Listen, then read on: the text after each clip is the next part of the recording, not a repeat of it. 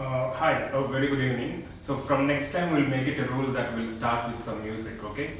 Because live sessions are very bland, so I feel like we should have some kind of additional features incorporated. If you remember, in one of the live sessions morning we had some traditional music. So let's have music every live session. We'll start with some music and then we'll continue with our discussion, right? Okay.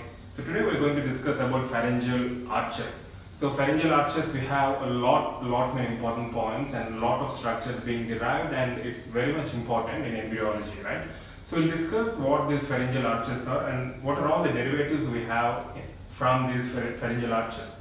So what is the basic structure of pharyngeal arch, and we'll briefly summarize all that I have put on board for at least 15 to 20 minutes, right?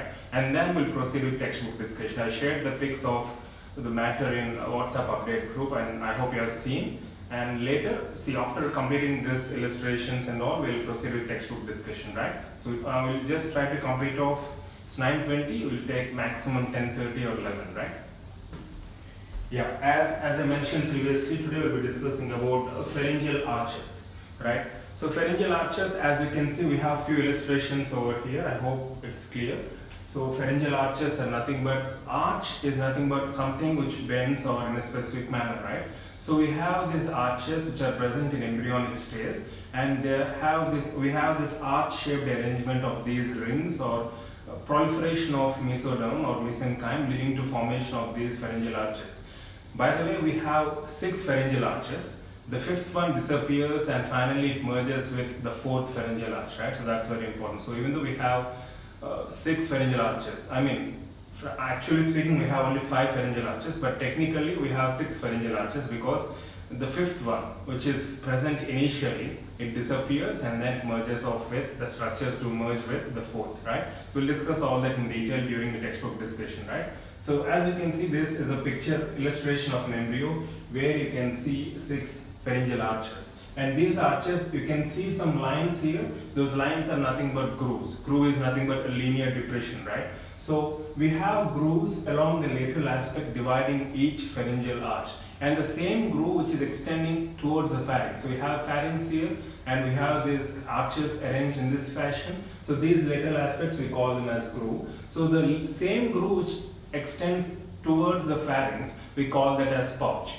So pharyngeal pouch or pharyngeal groove, it's the same actually, because based on location, if it is present laterally, we are calling it as lateral groove. If the same groove which is present towards the pharynx, that is on the ventral side, it's called as pharyngeal pouch. The reason why we are trying to stress on this point is because we have many derivatives from the grooves as well as from the pouches. Again, all that we'll discuss in detail during the textbook discussion, also in some of the points mentioned here, right? And as I said, on the ventral side we have these pharyngeal pouches, and correspondingly on the dorsal side we have these gills, or we call this as branchial arches, right, or gills. We have these gills which are present even in fish, right? So corresponding to the pharyngeal pouches we have externally gills, right? So this is in brief the intro part of the pharyngeal arch. And as you can see, each arch has many components. So you can see here the red one represents ectoderm, whereas the green one represents endoderm, and you have mesoderm in between. And each arch, so this circle represents an arch, and each arch, as you can see, we have the blue one which represents cartilage, the red one which represents a vessel, and the green one which represents a nerve, and also we have a muscle group. So each pharyngeal arch contains muscular group, a cartilaginous or skeletal derivative, or blood vessel, okay, a vascular structure, and also it has a neural component. So we have these 4 components in each pharyngeal arch: neural component, vascular component, muscular component, and skeletal component. So this is the basic, right? So each pharyngeal arch we'll discuss under the following headings, right? So the same we'll be discussing here. So as you can see, on the dorsal side we call it as cleft or gill, as I mentioned, and the same one on the ventral side is called as pouch, right? So once you have a clear understanding of what is pouch and what is gill, when you're going through textbook discussion or when you're going through the literature, you will not have much confusion, and in fact you'll feel confident that yes, I am aware of that particular structure, right? So this is your pouch on the ventral side. The corresponding we have cleft or gills, right? In fishes or amphibians we call them as gills, right? Now let's move on to different arches. So as I said, we have 6 arches. fifth one becomes obsolete, right? So we'll not be discussing the fifth.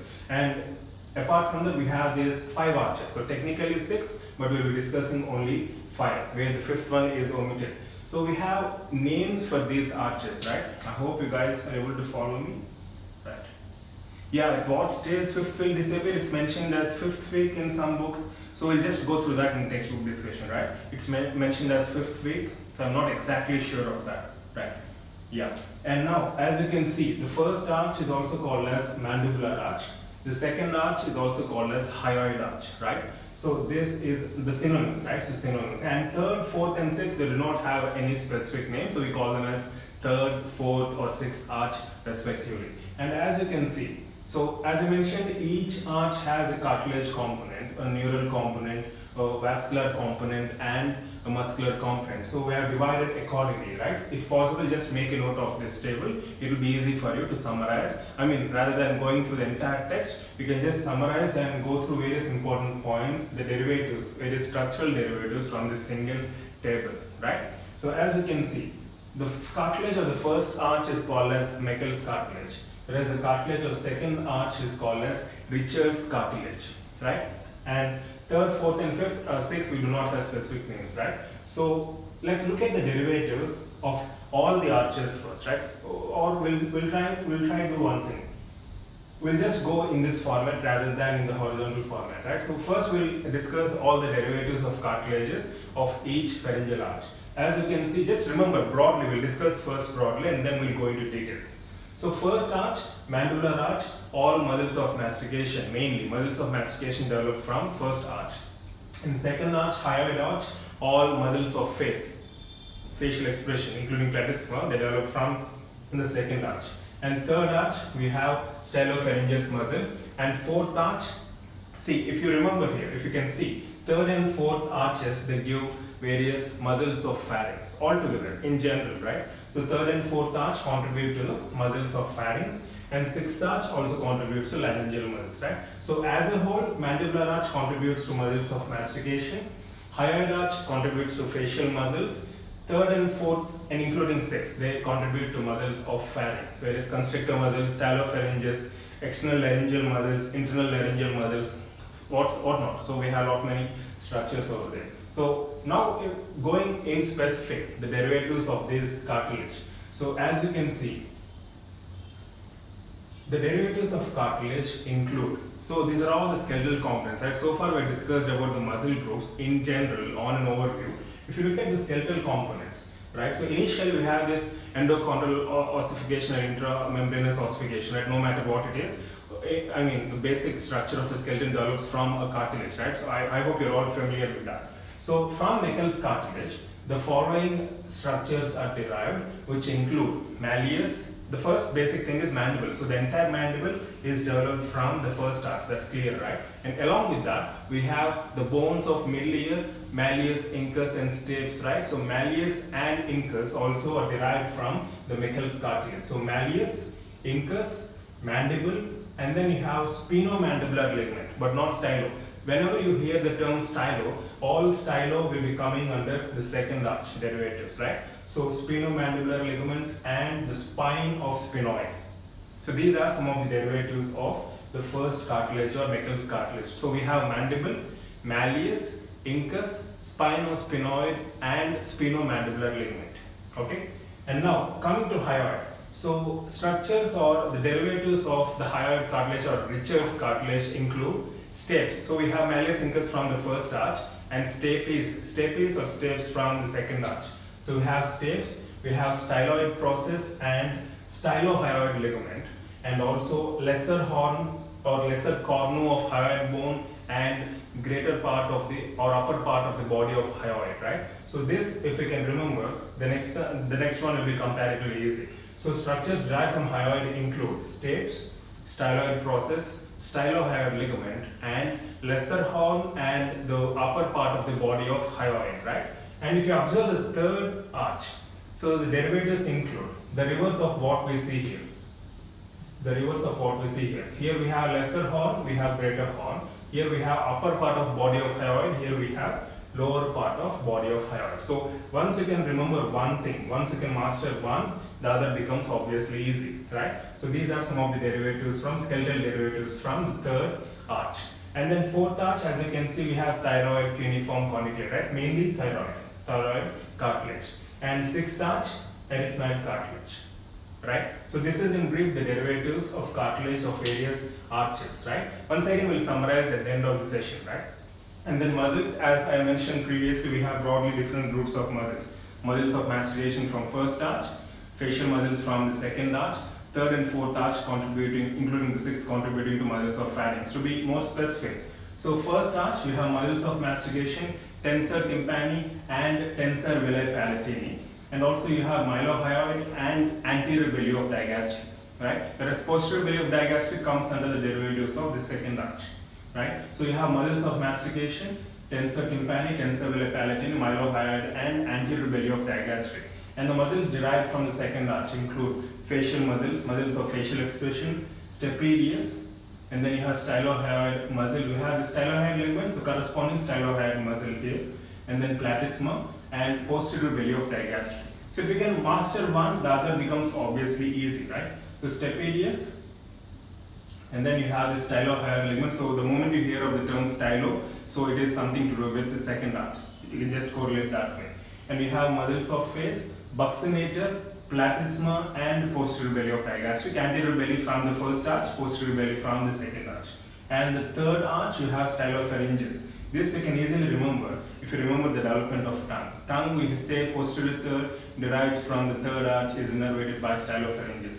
Glossopharyngeal now, right? So stylopharyngeus supplied by glossopharyngeal, okay? So that's the derivative, muscle derivative from the third arch. And fourth arch, we have this muscles of pharynx. So as I said, third and fourth contribute to the pharyngeal muscles. So pharyngeal muscles and external laryngeal and levator villi palatini. If you observe here, we have tensor villi palatini from the first, and from the fourth we have levator villi palatini and external laryngeal group of muscles, whereas internal laryngeal are derived from sixth arch. Okay, so this is in brief the muscle derivatives of various components, right? And then nerves, it's comparatively easy. The first arch, the nerve of first arch is trigeminal nerve, in specific mandibular division. And the nerve component of the second arch is facial muscles. You have facial nerve, so seventh nerve. And third arch, stylopharyngeus, you have this glossopharyngeal nerve, ninth nerve. And fourth arch, fourth and sixth, they are supplied by vagus. The fourth one is supplied by superior laryngeal branch of vagus, whereas sixth one is supplied by recurrent laryngeal branch of vagus. So if you can remember, so morning in one of the live sessions, this morning live session we discussed about the nerve supply of intrinsic muscles of larynx, if you remember. So intrinsic muscles of larynx are supplied by recurrent laryngeal nerve. All intrinsic muscles except cricothyroid are supplied by recurrent laryngeal, whereas cricothyroid is supplied by the superior laryngeal branch, if you remember. The same thing we discussed this morning also, right? So these are some of the nerve components of various arches. And coming to arteries in brief. So the arterial component of the first arch is maxillary artery, and also first aortic arch, which is an embryonic structure which disappears at a later date, right? So first aortic arch and maxillary artery for the first arch. And second arch, you have stapedial artery, which is again an embryonic structure. It gets again obliterated later on during the course of life. And third, this is very important, third arch is supplied by external carotid artery and the first part of internal carotid artery. You can just remember it's not external carotid, it's common carotids. We have common carotid artery and internal carotid artery supplying the third arch, structures of third arch. And fourth arch, we have the arterial supply by subclavian and arch of aorta, proximal part of subclavian artery and arch of aorta for the fourth structure derivatives. And sixth, you have this pulmonary arteries. So once you can remember this, if you just come across these structures anywhere, you will automatically and obviously know their nerve supply as well as their blood supply, right? Because you've gone through them in detail in the development itself. Right, so briefly summarize these arterial components. So maxillary artery for the first arch, stapedial artery for the second, common carotid and first part of internal carotid for the third, and for fourth you have subclavian and arch of aorta, and for sixth you have pulmonary artery. Right, so this is in brief all that we have discussed so far, and along with that the ligaments which are derived from the first arch include sphenomandibular ligament and anterior ligament of malleus. I haven't mentioned that. You can just again make a separate column like ligaments. So the ligaments derived from the first arch include sphenomandibular ligament and anterior ligament of malleus. So we have here malleus, right? And second arch, the ligaments which are derived are stylohyoid ligament, right? So this is in brief all that's represented on board, right? So once again we'll briefly summarize all this and then we'll go back to textbook discussion, right? So if you have any questions, you can drop them here, and I hope it is streaming fine. Screenshots, then don't worry, I'll just take a pic if you want. I can share it, right? Because again, a pic from your screen, I don't think the clarity will be that good. I'm sorry for this hazy writing. I couldn't really plan properly like how to write on board, so I had to have this clumsiness here. Mnemonics? No, I don't have any mnemonic. Like first year videos itself, they have incorporated this idea of development in our brain, so it was comparatively easy. So whenever we hear of the first arch, the first thing that comes to our mind is mandible. Whenever we come across the term mandible, we just remember automatically mandibular nerve and also malleus incus, right? So it's all like we were conditioned to believe that we understood everything in embryology during our first year videos, and thankfully it helped us a lot. I mean, if few people can create any mnemonic, I'll be glad. Okay, right, and also as I said, we have some derivatives from these grooves as well as pouches. So from the first groove, so we have these lateral grooves. From the first groove, we have this external auditory meatus being developed, including tympanic. You have this Eustachian tube, so all these structures are derived from the first groove. Whereas from the second, third, fourth and sixth pouches, we have certain structures being derived. From the second pouch, second pharyngeal pouch, I mean. So let me just write down here. So second pharyngeal pouch gives rise to palatine tonsils. Third pouch gives rise to inferior parathyroids and thymus. Fourth gives rise to superior parathyroid. So we have two inferior parathyroid and two superior parathyroid, right? So we have this reverse here. So fourth one gives rise to superior parathyroid, and fifth pouch gives rise to ultimo bronchial body, which forms parafollicular cells in thyroid gland, so which is responsible for synthesis of or production of calcitonin. So deficiency of or lack of development of this ultimobronchial body can lead to a syndrome called DiGeorge syndrome, if you remember DiGeorge. So these form parafollicular cells in the thyroid gland, and the function is to produce calcitonin, right? So these are some of the derivatives from the pharyngeal pouches, and I hope you can see them, right? Perfect. Yes, definitely, I'll send a pic. I'll send a pic after the session is complete, right? Yeah. So I'll just take another 5 minutes. We'll briefly go through quick all the structures, derivatives given on board here, and then we'll go through textbook discussion also, right? So I personally recommend textbook discussion, right? So even though we have the main content here, textbook discussion, we're going to learn additional points as well, right? So once we complete this, I'll sit there on my chair and then we'll have our textbook discussion as usual, right? Is it fine?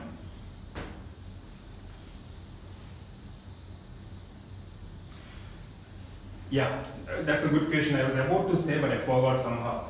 So technically speaking, ultimobronchial body develops from the fifth pharyngeal pouch, but since fifth disappears and merges with fourth, as I mentioned in the introduction, so we say ultimobronchial body is a derivative of fourth pharyngeal pouch. That's a good question, by the way, and thank you for asking.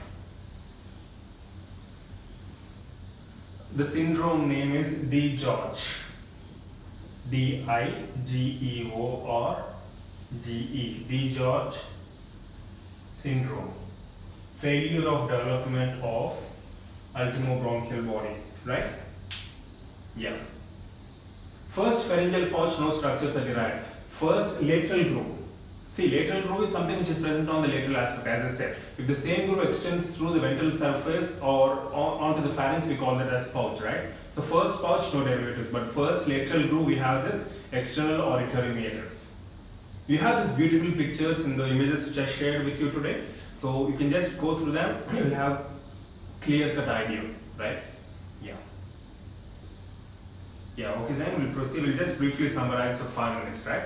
So, and then we'll proceed with textbook discussion. So, as I said, we have these pharyngeal arches, arch-shaped structures, which are found in embryonic stages. They are also called as branchial arches. Pharyngeal arches, also called as branchial arches, right? So, branchial arches, we see these arches in case of embryonic stage of vertebrates. And we have like basic structure of a pharyngeal arch. It includes a nerve component, a neural component, a vascular component, a muscle component or muscular component, and a cartilaginous or skeletal component, right?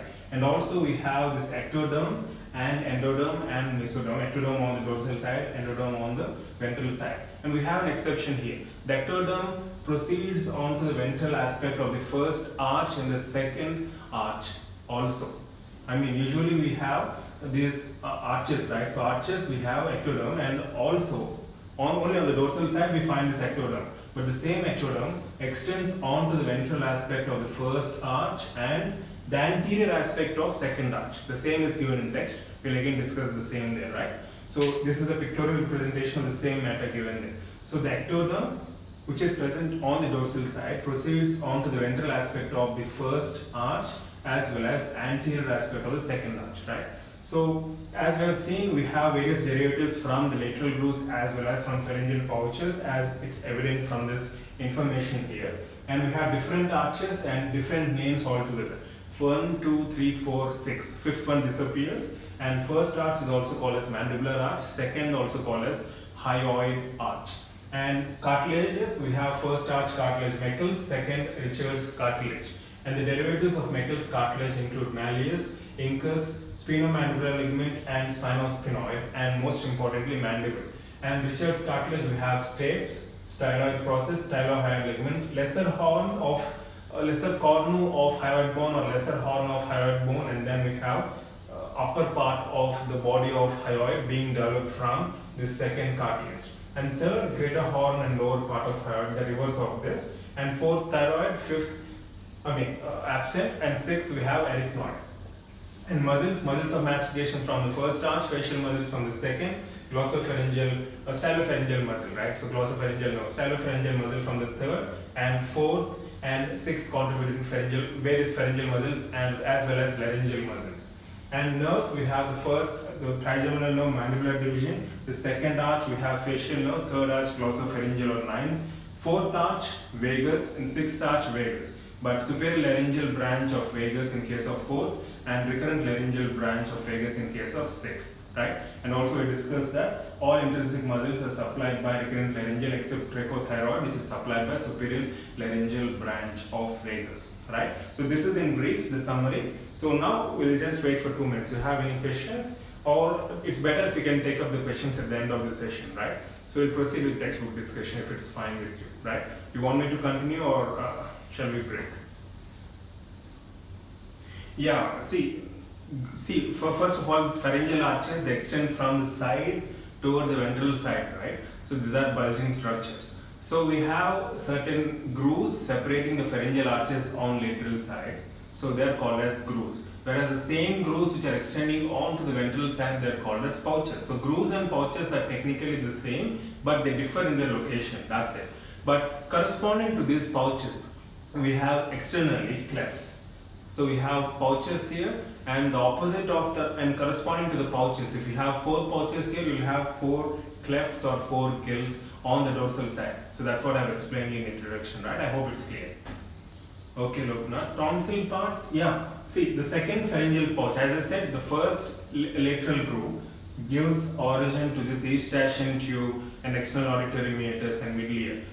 Whereas second, third, fourth, and fifth pouches, pharyngeal pouches, contribute to the following structures. Second, palatine tonsil. Third, inferior parathyroid and thymus. Fourth, superior parathyroid. Fifth, ultimobronchial body, which forms the parafollicular cells in thyroid. We have this thyroid gland, follicular and parafollicular cells, and the parafollicular cells are derived from this ultimobronchial body, which produce calcitonin. It's mentioned that clinically lack of development of this ultimobronchial body leads to DiGeorge syndrome. And technically, this ultimobronchial body, even though it develops from the fifth, it's considered to be a derivative of fourth arch because the fifth disappears and merges with the fourth arch, right? The board is shining because I have just switched on all the lights, right? So anyways, I'll share the pic of this, okay? Yeah, you can just turn on to the HD quality, 720p. Previously I said 1024 is HD, but here it's mentioned that 720p as HD. Yeah, you're welcome, Loknath. Glad to hear that, Saurav. So in fact, personally speaking, this is one of my favorite topics also, but I felt bad that I couldn't cover that in recorded videos or previously. But since I had an opportunity, I had some time, so this week, so we're trying to cover as many anatomy topics as possible. And since most of you advised me to go for embryology topics, so I've selected this, and I hope it will be useful for you, right? So we have just completed one side of the coin. We have other side of the coin waiting over there, right? So textbook discussion. We'll just take 2-minute break, okay? We'll have some music in the meantime and then we'll proceed with textbook discussion, right? Yeah. I'll not break the video, we'll just have the same video and then we'll continue, okay? Or do you think it's better if you can break the video? Because after completing of this video, I mean, it's like 2 hours, 1.5 hours, it's really challenging for a newcomer to go through the entire video. So what do you suggest? Okay, we'll do one thing. We'll just continue the same video for now. Okay, it's only been 30 minutes. Loknath wants romantic song. Why, Loknath? What's up with you? Okay, do you want me to break it? Yeah, definitely. So we'll break it and we'll come back with a new video. Okay? Right. So I mean, the moment we start that video, we'll have a song for 5 minutes. Okay, we'll have a song for 5 minutes and then we'll proceed with discussion. So as Lokanath has been asking, we'll try for a romantic song also. Prithvi, no, we haven't planned any MCQs today, just theory discussion, right? If you want, we'll have few MCQ discussions also, right? Yeah. Yeah, I'll share pic. In this break time, I'll share the pic also, okay? We'll see you again it's 9:50. We'll see you again at 10 p.m. Is it fine? 10 p.m. again. So 10 minutes break. Look, now I thought like my students would thank me for giving the subject, but you're thanking me because I said okay to your romantic song. So this is the irony. Right, we'll see you again in 10 minutes then, right? I'm breaking this video.